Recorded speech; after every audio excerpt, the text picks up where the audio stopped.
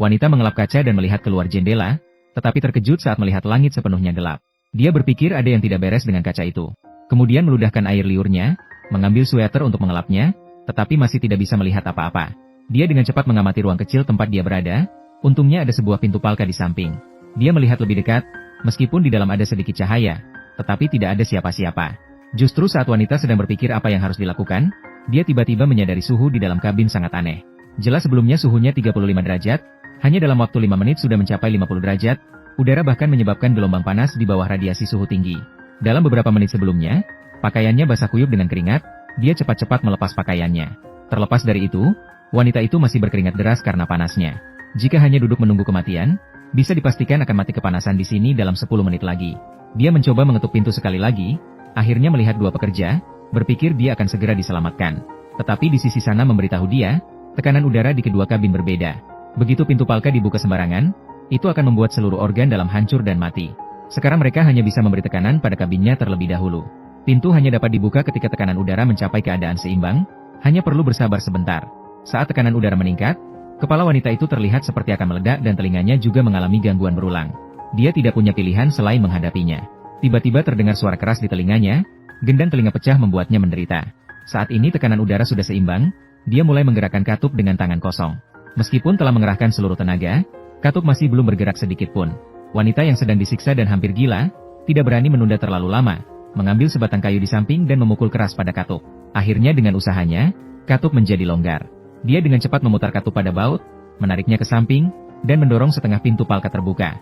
Pihak lawan mengambil kesempatan itu untuk menariknya masuk. Keduanya dengan cepat menutup pintu kabin, mencegah suhu yang terlalu tinggi keluar.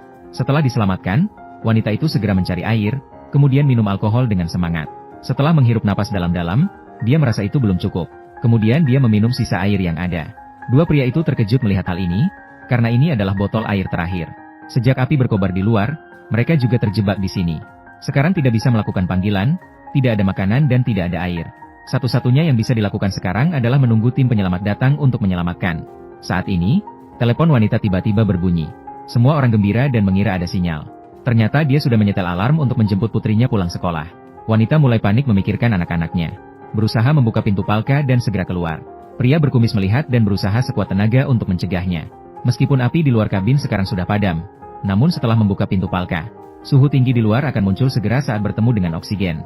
Api akan masuk ke dalam kabin melalui pipa, dan semua orang akan terbakar habis. Wanita tidak berani bertindak sembrono setelah mendengar itu. Patuh berbaring di tanah, mengurangi konsumsi oksigen sebanyak mungkin. Tetapi belum lama, dia mulai megap-megap. Waktu berlalu menit demi menit, tepat saat dia hampir kehabisan napas, dia teringat saat melarikan diri dari tumpukan jerami. Sepertinya ada sesuatu yang dimasukkan. Maka dia menyusup ke arah pintu kabin lain, tanpa diduga tindakan dia telah membangunkan pria berkumis. Dia dengan cepat menunjukkan dirinya, bahwa dia akan ke toilet. Pria berkumis tidak lagi curiga. Bahkan dengan perhatian membukakan pintu untuknya, setelah wanita itu masuk, menutup pintu palka dengan cepat. Untungnya, suhu tinggi di dalam telah turun. Tetapi yang diharapkan, dia menemukan tabung oksigen di lantai untuk menjaga dirinya tetap hidup. Dia ingin mengunci dua pria di luar kabin, lalu mengumpulkan bantalan untuk menjaga katup tetap pada posisi yang benar. Kemudian dengan hati-hati menempatkan rintangan di atas pintu palka. Karena terlalu panik, terdengar suara keras saat katup berputar, menarik perhatian dua pria. Setelah mereka masuk, baru mereka menyadari di dalam kabin ada tabung oksigen. Mereka berteriak menanyakan mengapa dia melakukan itu. Banyak orang berjuang bersama-sama sejenak, tidak pernah berpikir bahwa lampu darurat di atas kepala mereka akan mati saat ini. Pria berambut hitam mengikat wanita dengan tali, pria berkumis menyadari jumlah oksigen di dalam kabin semakin berkurang. Melihat wanita di sudut menjadi berbahaya. Untungnya, pria berambut hitam berhasil mencegahnya tepat waktu. Pada saat ini, terdengar suara di luar.